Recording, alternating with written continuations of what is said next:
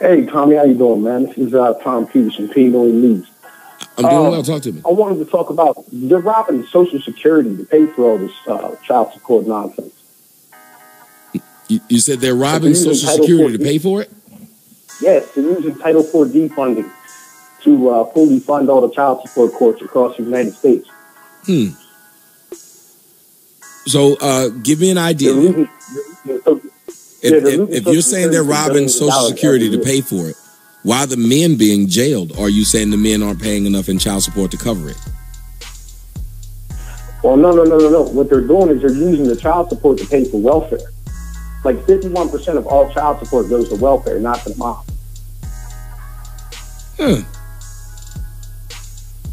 And the welfare is what? You don't actually pay for child support.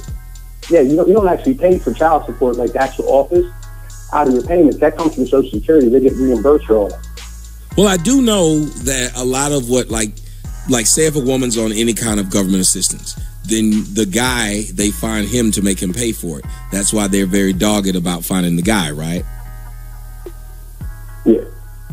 So in that instance... Yeah, but on top of that, what they're doing is, they loot Social Security. They would have what's known as Title 4D, like Title 9 and all those other things with Social Security to fund, whatever project, the government wants to push. They're using Title 4D funding in order to fund all the child support offices completely across the nation. All the surveillance stuff, all the locating stuff, all the courts, the judges, their offices, all the workers, that all gets paid for through Social Security. Mm-hmm. So when you say this, you say this to say what? Good. And then on top of that, what they're doing is it's $1 trillion a year that goes from men to women out of child support, right?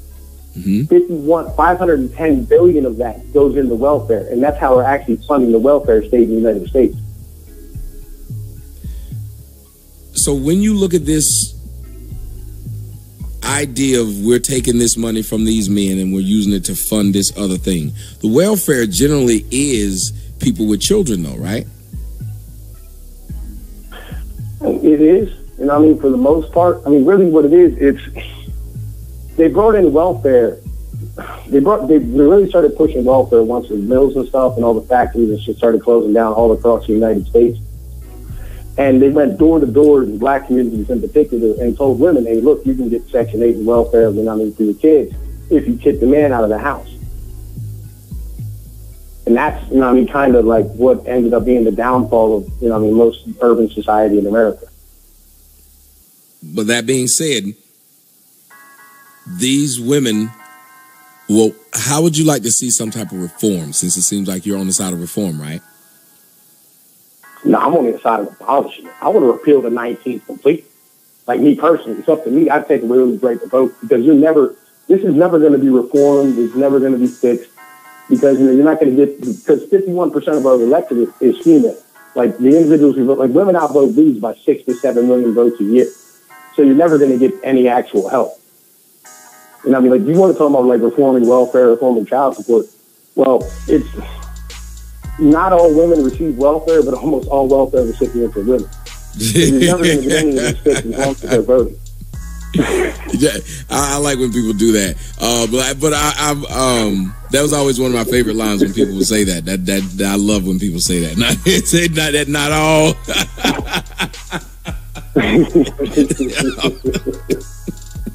So I'm just saying. But when you think about it, then I'm with you. I'm for the abolishment of it, and then rebuilding a different system. My problem is the government's only going to put systems in place that will somehow benefit them. And as long as we have governmental interference in the reproductive rights of human beings, and especially when it favors one over the other one, you then have to ask why. And the normal man, once they ask why, you find the culprit. And when you find the culprit, you find out the victim. And that's what's the problem in the system. That's the reality. They vote. Women vote. Dudes don't vote. You look at, 47 million dudes, and according to the FBI, have a felony or been charged with one. Dudes die 10 years earlier than females. We're outvoted. We can't really fix the system. So the individuals who it's serving is exactly who's voting for all this nonsense. Yeah. You go, why is McDonald's the #1 place to eat? Why is Walmart the #1 store? Well, women control 85% of the fucking person in America. Whether it's because, you know what I mean, they're married to a dude, or because, you know what I mean, they're single moms with a child support check. That's what they buy.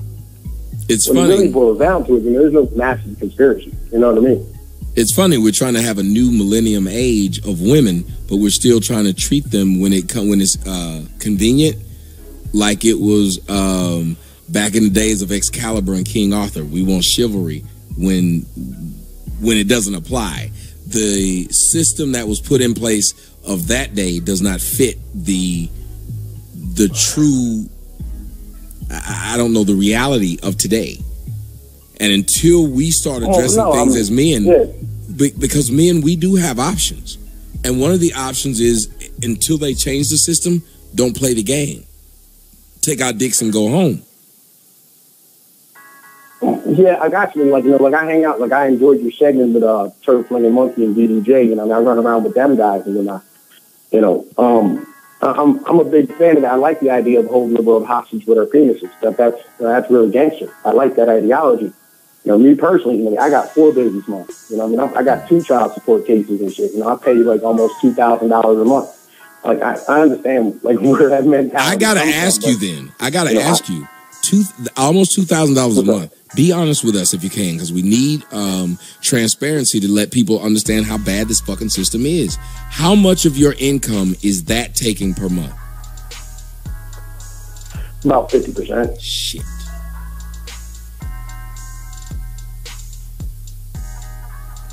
They don't really care. Like, they don't really give a shit about you. You know what I mean? Like, that's the other thing. Like, the court system isn't here to care about you. The court system it's just a giant factory for, you know what I mean, sentencing individuals.